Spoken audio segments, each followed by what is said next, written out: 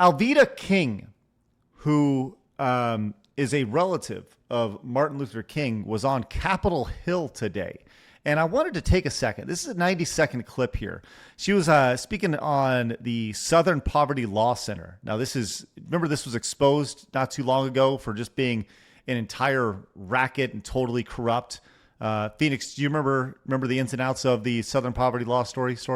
It was just that they were, and don't quote me here, it's been a while, but the general idea was that they were like funding the very hate that they were supposedly trying to combat. So they would get, and again, don't quote me, my details could be a little off, but they would help fund or facilitate to some extent, Klans people being able to march in the streets for whatever. It's something like that. Correct. Yeah, I think that was the big part of it. And by the way, this is the niece of Dr. Martin Luther King, who famously had the "I Have a Dream" speech, right? Long or short, treat everybody equally, judge people by the content of their character, not the color of their skin, right? I think we've all heard that a million times. But she was speaking about this, and this was pretty profound. I have not pre-screened it, but I have read what she said. So let's see what she said. Racism. I reject hatred. I reject white supremacy. I reject any ideology that seeks to elevate one group of people above another. But I also reject the notion that Americans who hold traditional Christian beliefs should be treated as threats or terrorists simply because we disagree with a prevailing political thought. Today, I still have a dream. I dream that one day we will move beyond black power and white power and embrace God's power and human dignity. I dream that Americans will one day see each other not as enemies, but as neighbors. I dream that we will hear each other, see each other, and recognize that every human life has value from the womb to the tomb and beyond. We are, as Scripture teaches, as science testified, one blood, one human race. And if we remember that truth, we can build a future worthy of the sacrifices made by those who came before us. We must speak out for truth and against the forces that would manufacture hate, fear, division, and violence simply to line their pockets and further their political ambitions. Thank you. God bless America, and I look forward to your questions. Thank you so much. God bless you. This is the stuff I get called a Nazi for. Right. Some people will say that's hate speech there, which is amazing. You hear that stuff. Phoenix, I would love to hear your thoughts on that when you hear something like that. The idea of just like, hey, well, I don't know, just hear your thoughts. It's all common sense. It's I think what most people on the right side of history would agree with. Right? I mean, I feel like this is all like especially what we all growing up. I've said like the most unified time in the world was like the 90s. Like I don't remember any problems at all. I think we had kind of gotten that all out of our system. We had learned to love one another, accept our differences, etc. You could celebrate your differences, but also find comfort in our unity and kind of that wonderful thing of a melting pot, right? And obviously nowadays it's derailed completely. And so she's just saying, if I've heard it right, pretty much what is common sense and everything that we believed in as kids. Would anyone disagree with that? No, it seems so basic. Look, by the way, like we all have heard the stories about Martin Luther King, right? Womanizer, had lots of affairs, all that stuff, right?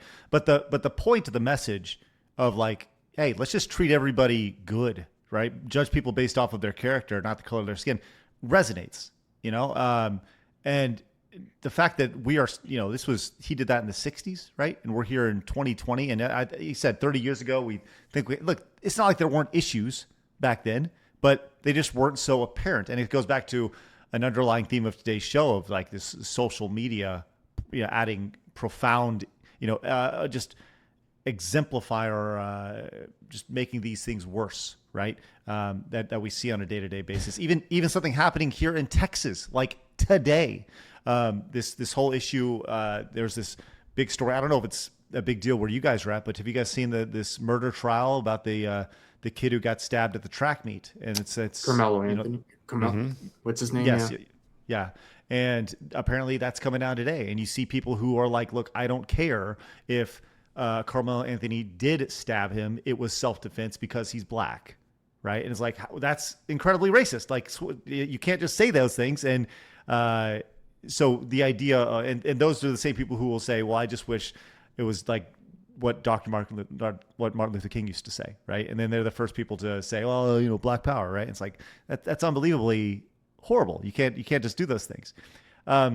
She continued here. She was actually asked a question by Representative Haskins if she opposes the Anti-Weaponization Fund. Now, I saw clips of this. What is this about? The Anti-Weaponization Fund. I saw something about how our leadership is doing something. What Phoenix? Do you know anything about this? No, I don't. I'm not familiar with that. No. Okay, let's see what she had to say about this. King, do you agree that should be shut down? I will not speak on whether that particular fund should be shut down. Or any such fund. I think some of these slush funds that SPLC is using. Okay, but my question is about the one proposed by Todd Blanche. It's a yes or no? I will not answer on it. Okay. I think Mr. they Banger, need to stop do you killing think... the babies and cutting the penises off. And so any slush fund... That's a good statement. Maybe we should just stop killing babies and cutting penises off. That's the fact that that's being said today at a hearing in the United States is just amazing to me. Yeah, like when did common sense become so not common? Do we have like a specific date? Was it 2008? Was it 2016? When we slept on it, because I think we had said like, okay, we put that to bed. We slept on it, and a nefarious group came in to gain power and saw division as a means of that power. So I think that's when it happened. Because I think if you ask the average Joe on the street, do you hate this person of opposite skin color? Most people, I think, would say no. Now, nowadays, it may be tricky because of all the division that's been sown out there. But no, I think for the most part, everyone's just like, we hate this. Enough with the division. Yeah. I was going to say Harambe. That was the turning point. Everything went downhill. Yeah. Or Harambe, when they killed the gorilla. That's when society on my birthday. changed. Oh my Lord. Really? Yeah. They killed Harambe on your birthday? Well, not the year I was born, but yes, on a birthday The of day mine. of the anniversary of. Mm-hmm. Did you cry? I lived whilst Harambe died. Yes, Phoenix, I'm sorry. I'm so sorry to quickly derail, but I must. It's really a very fast, short story. This is pathetic. When I was a very, very young kid, my elementary school did a play on Martin Luther King. I had always loved Martin Luther King. He was like one of my top heroes of all time. And I'm like 6 or 7, and the kids put on a play, and I remember crying. And I remember tearing up and going to my teacher saying, this gives me douche chills to this day, but I said, like, that was so beautiful, or something like that. So I was so inspired by this little play that my fellow students put on that I said, next year, I must be in this show. And lo and behold, I was. Mm-hmm. Did you put on little black makeup on your face? Yeah, sure. Yeah, no, I wish I did. Right where my head went. No, this is far more pathetic. So they gave me the role of the bus driver. The bus driver that tells Rosa Parks, you've got to get to the back of the bus.